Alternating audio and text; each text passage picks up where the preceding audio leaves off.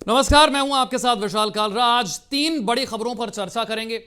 पहली बड़ी खबर आई है मुंबई में। मुंबई के नजदीक करजत नाम का एक इलाका है जहां पर बन रही है हलाल टाउनशिप। आज से पहले आपने कभी नहीं सुना होगा कि किसी टाउनशिप को हलाल टाउनशिप कहा जाए, लेकिन इसके बिल्डर और डेवलपर ने इसे इसी तरीके से प्रमोट किया है कि यहां पर आपको अपने उसूलों के साथ समझौता नहीं करना पड़ेगा। यहां पर आपके बच्चे जो हैं वो हलाल एनवायरमेंट में पलेंगे और बढ़ेंगे। इसे लेकर राष्ट्रीय मानवाधिकार आयोग ने बिल्डर को नोटिस थमा दिया है, महाराष्ट्र सरकार को नोटिस दिया गया है और पूछा गया है कि क्या धर्म के आधार पर कोई टाउनशिप बनाई जा सकती है। आरोप लग रहे हैं कि यहां पर सिर्फ मुसलमानों को मकान मिलेंगे और यहां पर जो कुछ भी होगा वो वैसे ही होगा जैसा कि शरिया में बताया गया है या फिर हलाल एनवायरमेंट के हिसाब से होगा। दूसरी खबर है मध्य प्रदेश के सागर से, जहां पर ईद के मौके पर एक बाइक रैली निकाली जाती है और बाइक रैली में लग जाते हैं सर तन से जुदा के नारे, जिसमें कांग्रेस के नेता भी शामिल थे।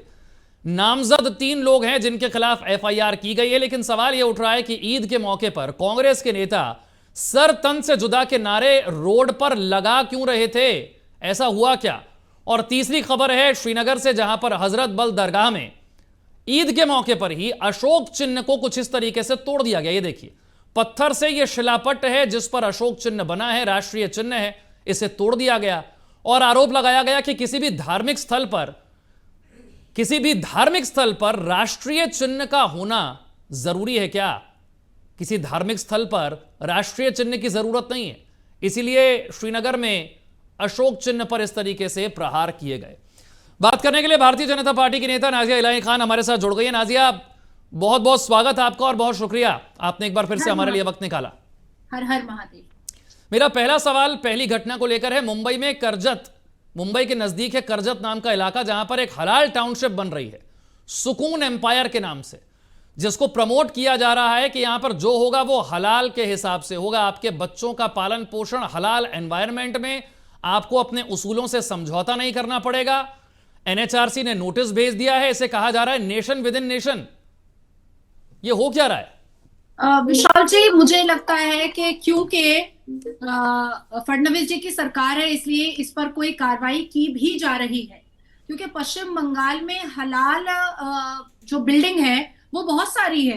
अगर जैसे बहुत सारे इलाके हैं जो मुस्लिम हाईली पॉपुलेटेड एरिया है, वहां पर बिल्डिंगें बनती हैं और पूरे देश में जहां जहां पर भी ये मल्टी कॉम्प्लेक्स बिल्डिंग बन रही है और अगर मुसलमान डेवलपर है, मुस्लिम कॉन्ट्रैक्टर है, मुस्लिम इंटीरियर वाले हैं, तो वहां पर उन बिल्डिंगों में कम्युनिटी हॉल में मस्जिद बन रहा है, वजू खाना बन रहा है, मस्जिद और स्लॉटर के लिए, बकरीद के लिए वहां पर कुर्बानी की जगह भी बन रही है। साथ साथ गुलाब के फूल के पौधे वगैरह भी गार्डनिंग में लगाए जाते हैं, पर कमल के, गेंदे के फूल के गार्डनिंग में नहीं लगाए जाते हैं। ये देश में बहुत जमाने से चल रहा है। तो ये क्योंकि वहां पर एक लॉ एंड ऑर्डर की सरकार है, संवैधानिक सरकार है, इक्वालिटी वाली सरकार है महाराष्ट्र में, तो ये चीज सामने में आई और चर्चे में आ गई है। लेकिन आप देखिए, जैसे पश्चिम बंगाल में करीम्स बिल्डर है, तो करीम्स बिल्डर जितना भी अपना मल्टी कॉम्प्लेक्स बिल्डिंग बनाता है पश्चिम बंगाल में, उसमें मस्जिद, नमाज पढ़ने की जगह जरूर होती है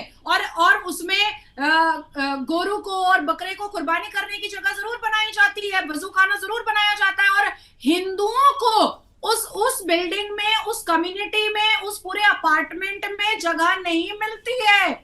जैसे ही टाइटल पता चलता है कि हिंदू का है, नाम पता चलता है, उनको फ्लैट खरीदने की अनुमति नहीं दी जाती है। तो मेरे लिए ये शॉकिंग नहीं है।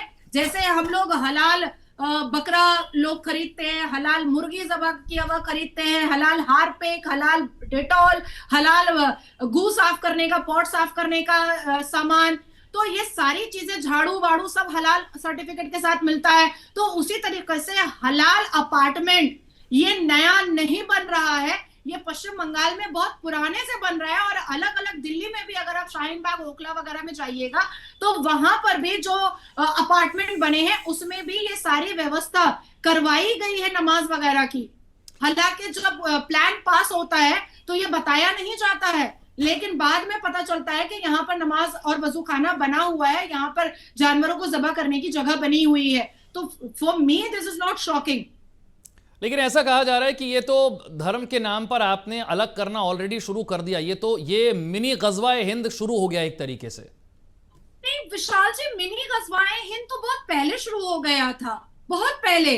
जब कश्मीर में मुजाहिद रह रहे थे, जब अफजल गुरु हम शर्मिंदा हैं तेरे कातिल जिंदा हैं, जब बुरहान वानी को शहादत का दर्जा दिया जा रहा था, जब यासीन मलिक के जनाजे की नमाज पढ़ी जा रही थी, जब मुजाहिदों को अपना भाई कहा जा रहा था, कश्मीर के मुजाहिदों को, जब जितने भी बॉम्ब ब्लास्ट होते थे उनके जनाजे की नमाज मुसलमान पढ़ते थे, तो मुसलमानों ने मिनी गजवाए हिंद तो बहुत जमाने पहले से ही स्टार्ट कर दिया था। अब ये निखर करके, क्योंकि धीरे धीरे इनकी पॉपुलेशन बढ़ रही है, इसलिए ये धीरे धीरे और भी ज्यादा प्रखर अंदाज में अपने होने का और गजवाए हिंद को करने का ये बिल्कुल हम लोगों को दर्शा रहे हैं, बता रहे हैं। नहीं, लेकिन ये लोग हैं कौन? इतनी हिम्मत आ कहां से रही है? अब जैसे ही ये खबर चलनी शुरू हुई है, वीडियो वायरल हो गया, वीडियो डिलीट करवा दिया गया है, बैनर जो हैं वो ढक दिए गए हैं, बिल्डर ने अपने ऑफिस पर ताला लगा दिया और गायब हो गया है। अगर इतनी ही हिम्मत है हलाल टाउनशिप बनाने की, तो फिर दुनिया का सामना करना चाहिए और बताना चाहिए, छाती ठोक कर कहना चाहिए कि बनाऊंगा हलाल टाउनशिप। फिर भागने की क्या बात है? देखिए, मुझे ऐसा लगता है कि जिस तरीके से ऐड करवाया गया, एक स्कार्फ और हिजाब पहनी हुई लड़की से बैनर्स लगाए गए, हलाल टाउनशिप का एक प्रोपेगेंडा बनाया गया, उसको बहुत स्प्रेड किया गया सोशल मीडिया के माध्यम से, तो वाकई में भागने की जरूरत तो थी नहीं। और कोर्ट को समझाना चाहिए था कि आखिर क्यों मुसलमानों को हलाल टाउनशिप चाहिए।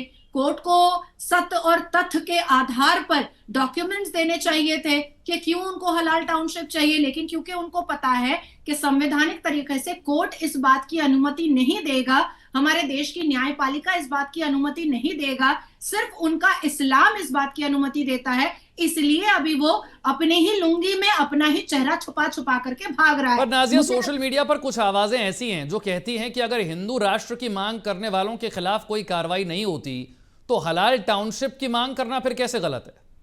देखिए, 1947 में जब जिन्ना के भीख के कटोरे में पाकिस्तान दिया गया था, तो इसी शर्त पर दिया गया था कि जिनको इस्लामिक देश में रहना है वो पाकिस्तान जा सकते हैं। तो फिर काहे को 3 करोड़ मुसलमान यहाँ पर रुक गए थे?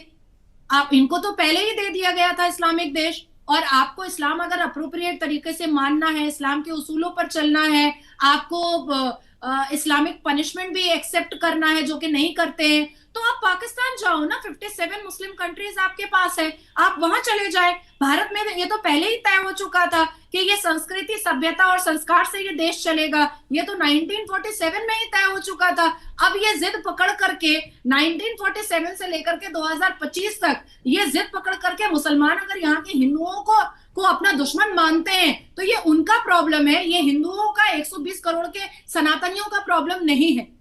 ठीक है, मैं अगली खबर पर बढ़ रहा हूं और अगली खबर जो है वो श्रीनगर से है। हजरत बल दरगाह की तस्वीरें आपने देखी होंगी। ईद का मौका था और शिलापट पर बना हुआ अशोक चिन्ह, उसको पत्थर से तोड़ दिया गया और यह कहा गया कि साहब किसी भी धार्मिक स्थल पर किसी राष्ट्रीय चिन्ह की जरूरत क्या है, और इसीलिए ईद के शुभ मौके पर ही उसे तोड़ दिया गया, पत्थर मारे गए। तस्वीरें भी हमारे दर्शक देख रहे हैं। ये क्या मानसिकता है? नहीं, मैं उसको इस्लामिक तरीके से भी बता देती हूँ आपको और संवैधानिक तरीके से भी बता देती हूँ। कल ईद मिलादुन नबी था और जिसके लिए बंगाल में भी, क्योंकि अभी मैं 2 दिन के दौरे पर हूँ बंगाल में, तो बंगाल में भी मेरे चैम्बर के नीचे से मुझे चिढ़ाते हुए पाकिस्तान के झंडे लहराए गए, ला इलाहा इल्लल्लाह मोहम्मद रसूलुल्लाह के झंडे लहराए गए। एक्चुअली में अशोक चिन्ह में शेर बना हुआ है, तो जैसे हमारे जानमाज पर, हमारे कपड़ों पर, हमारे दुपट्टे पर या किसी के कुर्ते पर किसी भी जानवर की शक्ल नहीं होनी चाहिए, नहीं तो वो हराम हो जाता है। तो इसलिए हजरत जो दरगाह थी उस पर अशोक चिन्ह जब लगा तो वो शेर का चिन्ह है, उसमें शेर का चेहरा बना हुआ है, और मदरसा क्योंकि इस्लामिक स्थान है इसलिए उन्होंने तोड़ दिया था। ये है इस्लामिक उनका समझने का और बताने का तरीका। अब आती है बात की ये देश संवैधानिक है, और संविधान में पहले से बोलते आ रही हूँ, पिछले 8 साल से कंटिन्यूअसली बोल रही हूँ, नॉन स्टॉप में बोल रही हूँ कि भारत के मुसलमान और ये जितने भी घुसपैठिया और आतंकी और पाकिस्तानी दिमाग के मुसलमान हैं वो इस देश के संविधान को नहीं मानते हैं। और मैंने 2019 में भी कहा था कि आने वाला वक्त बहुत भयानक होगा, बहुत ही भयावह होगा, जो हमें साफ तरीके से नजर आएगा कि किस तरीके से इस्लाम का झंडा बुलंद करने के लिए और इस्लामिक चीजों पर चलने के लिए देश की सरकार को और देश की न्यायपालिका को ये उम्मह वाले ये कठमुल्ले मजबूर करने की कोशिश करेंगे। कुछ लोगों ने सोशल मीडिया पर कहा कि जिस नोट का आप इस्तेमाल करते हैं पैसे का, उस पर भी तो ये सिंबल बना हुआ है। लेकिन बात तो ऐसी है विशाल जी कि ये अपने हिसाब से इस्लाम चलाते हैं ना, ये तो फ्लेक्सिबल हो जाते हैं। रेप करते हैं तो देश का कानून बचाएगा, एड इंटरिम बेल देगा या बेल देगा या पैरोल देगा। ये मर्डर करते हैं तो देश के कानून पर चले जाते हैं, इस्लामिक पनिशमेंट इनको नहीं चाहिए। लेकिन जब यूसीसी की बात आती है तो कहते हैं कि हम आर्टिकल 44 नहीं मानेंगे क्योंकि हम अपने इस्लाम से चलेंगे। तो ये लोग, इनके लिए बाप बड़ा ना भैया सबसे बड़ा रुपया है। और कोई ठीक नहीं है कि जिन्होंने ये अशोक चिन्ह को जाकर के मदरसे में तोड़ा फोड़ा है, इनको भी पाकिस्तान से और कश्मीर में रह रहे मुजाहिदों से कुछ फंडिंग आई होगी, इसलिए इन्होंने इस्लाम का नाम बदनाम करने के लिए, इस्लाम के ऊपर कालिक पोतने के लिए, इस्लाम को बदनुमा दाग लगाने के लिए इन्होंने कानून भी हाथ में लिया है और अपने जिहादी मानसिकता को दर्शा और बता भी दिया है। मैं अब तीसरी खबर की तरफ बढ़ रहा हूं और तीसरी खबर आई मध्य प्रदेश के सागर से। यह भी ईद का ही मौका था। यहां पर एक बाइक रैली निकाली जा रही थी, बहुत सारे युवा इकट्ठे हुए ईद के मौके पर, लेकिन अचानक से वहां पर सर तन से जुदा के नारे लगने लग गए।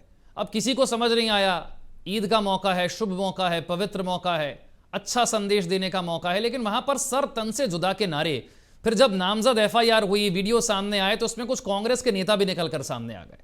पहली बात तो यह कि जब इतना शांतिप्रिय तरीके से सब कुछ हो रहा है, बिना किसी अप्रिय घटना के एक इतना अच्छा त्योहार मनाया जा सकता है, वहां पर सर तन से जुदा के नारे लगाने का मकसद क्या है, हासिल क्या होता है इससे? विशाल जी, ये कम्युनिटी जो है ना, ये सिर्फ लिखने, पढ़ने और बोलने में शांतिपूर्ण समुदाय है, पीसफुल कम्युनिटी है। पर पूरी दुनिया की तरफ आप जब झांक कर देखते हैं और जियोपॉलिटिकली भी जब आप ग्राफ रेडी करते हैं, तो इस समुदाय ने, इस कम्युनिटी ने, इस मजहब वालों ने पूरी दुनिया के नाक में दम करके रखा हुआ है। एक हम कहते हैं कि अगर आपको वेस्टर्न कल्चर नहीं पसंद या भारत के सनातनी सभ्यता नहीं पसंद या भारत का संविधान नहीं पसंद, तो आप मुस्लिम कंट्री चले जाओ तो जाने भी नहीं मांगते हैं। दूसरी चीज मैं आपको बताऊं कि देखिए, हिंदुओं को आगाह करना, गुस्ताखे रसूल की एक ही सजा, सरतन से जुदा बोल करके, ये तो इस्लाम में इनकी जिम्मेदारी है ना। इस्लाम के मानने वालों की ये जिम्मेदारी है कि वो आगाह कर रहे हैं कि भाई तुम मेरे प्रॉफेट मोहम्मद के बारे में कुछ मत बात लेकिन करना। कुछ बोल रहा ही नहीं कोई। आप ईद मना रहे हैं, आराम से मना रहे हैं, आपसे तो कोई कुछ कह रहा ही नहीं है। नहीं विशाल जी, ये तबलीग होती है। तबलीग का मतलब ही होता है कि इस्लाम की चीजों से आगाह करना। तो कोई कुछ बोले या ना बोले, ये इनका कर्तव्य है, ये इनकी जिम्मेदारी है कि ये पहले आगाह कर दे कि भाई तुम हमारे मजहब को किसी लेकिन क्या नाजिया, आपको डर नहीं लगता? आपको लगता है भारतीय जनता पार्टी की ऐसी एक प्रवक्ता थी, उन्होंने पैगंबर मोहम्मद को लेकर एक टिप्पणी की और फिर बीजेपी ने उन्हें फ्रिंज एलिमेंट करार दे दिया, अलग कर दिया। आज आप जो कुछ भी बोल रही हैं, भले ही वो किताबों में लिखा होगा और सत्य भी होगा, लेकिन ऐसी कई चीजें हैं जो लोगों को पसंद नहीं आएंगी। और आप तो खैर बहुत अच्छे तरीके से जानती हैं, आपको कई नोटिस थमाए गए हैं, आप पर कई केस किए गए हैं, आज आप इतना खुलकर बोल रही हैं कि आपको डर नहीं लगता? नहीं, मुझे विशाल जी बिल्कुल डर नहीं लगता। और मेरे लिए मेरा सौभाग्य ये है कि अगर मुझे बीजेपी साइड करेगी तो मैं देश के सर्वोच्च न्यायपालिका में खुद जा करके, खुद कोट और गाउन पहन करके कुरान की हर वो प्रत्येक आयतें मैं बताऊंगी और फैसला फिर जज साहब पर छोड़ूंगी कि यही फैक्ट है। दूसरी चीज मैं बता दूं आपको कि जिनके साथ ये हुआ था वो सुरक्षित है, वो घर के अंदर इज्जत से है। मेरे साथ जो मॉब लिंचिंग हुई थी तो मेरे हाथ पैर खींचे गए थे, मेरे बाल खींचे गए थे, मेरे शरीर पर आधे ब्लेड से काट काट करके 8 निशाने आई थी। तो मैंने बहुत कुछ झेला है, मैंने खुद झेला है। जब नुपुर जी ने कहा था तो कन्हैया का गला सरतन से जुदा हुआ था, लेकिन मैं जब बोलती हूँ तो वो सारे आक्रमण, वो सारी जिहादी हरकतें, वो सारी टेररिज्म जो एक्टिविटी है वो मुझे खुद ही झेलना पड़ता है। तो नुपुर जी बहुत ही भाग्यशाली है कि वो घर के अंदर सुरक्षित है और पूरी इज्जत के साथ है। मेरी इज्जत तो सोशल मीडिया पर और फेसबुक पर रोज नीलाम होती रहती है, लेकिन मैं सच से पीछे तो नहीं हटने वाली हूँ। चाहे कोई पार्टी मुझे रखे या ना रखे, मैं सच बोलूंगी और बोलती रहूंगी। लेकिन इसमें जिस पर एफआईआर हुई है वो कांग्रेस के हैं, वो कांग्रेस के सदस्य हैं और कुछ पद भी रखते हैं वहां पर, वो मध्य प्रदेश में सागर में। विशाल जी, कांग्रेस तो ये बोलेगा ही ना, सर तन से जुदा का नारा कांग्रेस नहीं देगा तो कौन देगा? बाबर के मुरीद कांग्रेस, खुद को एक्सीडेंटल हिंदू बोलने वाले नेहरू, वो अपने जीवन में सिर्फ एक बार मंदिर जा करके दर्शन करने वाले, और फिर ये कहने वाले कि मंदिर में टाइल्स ऐसे लगे हुए हैं जैसे लग रहा है कि कोई बाथरूम में हगने की जगह है। तो आप सोचिए कि आप पूरे गांधी परिवार को, अगर आप पूरा इतिहास निकाल करके, या देश की जनता पूरा इतिहास निकाल करके लेकर आती है, तो गांधी परिवार तो वो एक्सीडेंटल हिंदू और एक्सीडेंटल पंडित था। ये लोग तो बेसिकली या तो क्रिश्चियनिटी फॉलो करते हैं और या तो इस्लाम फॉलो करते हैं, और इस्लाम फॉलो करने के लिए तो कांग्रेस के लोगों को, कांग्रेस के कार्यकर्ताओं को, कांग्रेस के नेताओं को बिल्कुल वही करना पड़ेगा जो राहुल गांधी जी करते हैं। आखिर मुसलमान को मंच पे बैठा करके देश के प्रधानमंत्री को गाली गलौज करवाना जब राहुल गांधी जी कर सकते हैं, तो जाहिर सी बात है कि उनके कार्यकर्ता और उनके नेता मध्य प्रदेश में सर तन से जुदा का नारा भी लगा सकते हैं। अच्छा, थोड़ी देर पहले मैंने आपको हजरत बल की जो बात बताई थी, जहां पर अशोक चिन्ह को तोड़ा गया, वहां से लेकर एक बयान भी सामने आया। जम्मू कश्मीर वक्फ बोर्ड की चेयरपर्सन है जिनका नाम है दरक्षा अंद्राबी। इन्होंने कहा है कि ये जो तोड़ा गया अशोक चिन्ह को, ये संविधान पर चोट है और ऐसे लोग उपद्रवी हैं, आतंकी हैं। उन्होंने कहा कि ऐसे लोगों पर एफआईआर अगर नहीं होती है तो वो भूख हड़ताल पर बैठेंगी। एक और स्टेटमेंट उनका जो बहुत चर्चा का विषय बना, उन्होंने कहा कि जब भी कोई विधायक दरगाह में जाए तो उसकी तलाशी ली जानी चाहिए ताकि उसकी जेब में कोई नोट ना हो, अगर है तो फिर उसे अंदर ले जाना मकरूह यानी कि घृणित होगा। जिन लोगों को राष्ट्रीय प्रतीक के इस्तेमाल से समस्या है, उन्हें दरगाह जाते समय राष्ट्रीय प्रतीक वाले नोट भी नहीं ले जाने चाहिए। करती हैं आप, सहमत होंगी इससे, एग्री करती हैं? बिल्कुल, मैं अग्री करती हूँ, और इसको मैं थोड़ा सा और इनहैंस करना चाहूंगी कि जो कोई भी दरगाह जा रहा है वो तो मुसलमान ही नहीं है, कि कुरान, क्योंकि कुरान इस बात की वजाहत करता है, और प्रॉफिट मोहम्मद सल्लल्लाहु अलैहि वसल्लम अपनी तबलीग में, अपनी प्रीच में ये बात कहते हैं कि जो भी मुसलमान दरगाह जाता है, मजार जाता है, वो मुकम्मल मुसलमान हो ही नहीं सकता है, वो तो बुत परस्त हो जाता है, उसको बुत परस्ती का नाम दे दिया जाता है। अब बाकी जो वहां की जो आपने नाम लिया, वो जो कह रही है बिल्कुल दरक्षा अंद्राबी, हाँ, वो बिल्कुल सही कह रही हैं कि ऐसे लोगों को इमीडिएट अरेस्ट करके और इनकी जिहादी हरकतों पर, इनके ऊपर टेररिज्म के धाराएं लगा करके इनके ऊपर कार्रवाई। जहां तक आपने कानून की बात की, इसका भी मैं यहां पर बता दूं, भारत में अगर कोई राष्ट्रीय प्रतीकों का यानी कि ध्वज का, राष्ट्रगान का, संविधान का, राष्ट्रीय प्रतीक का अपमान करता है तो 3 साल की कैद या जुर्माना है, बीएनएस की धारा 124 के तहत। आप बेहतर बता सकती हैं। नहीं, 124 की जो धारा है ना, वो बहुत अप्रोप्रिएट नहीं है, जिसमें बेल के प्रावधान है।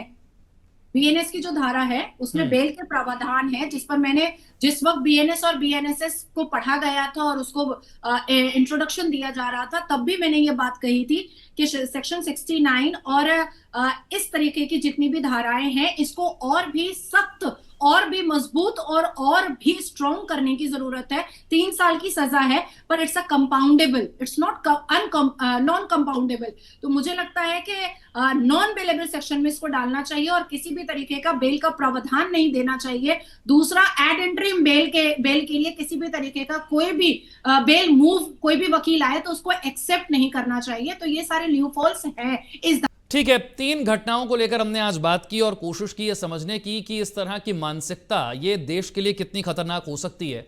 बहुत बहुत शुक्रिया नाजिया हमारे साथ जुड़ने के लिए और इस पूरी बातचीत के लिए। इसी के साथ वक्त एक छोटे से ब्रेक का है।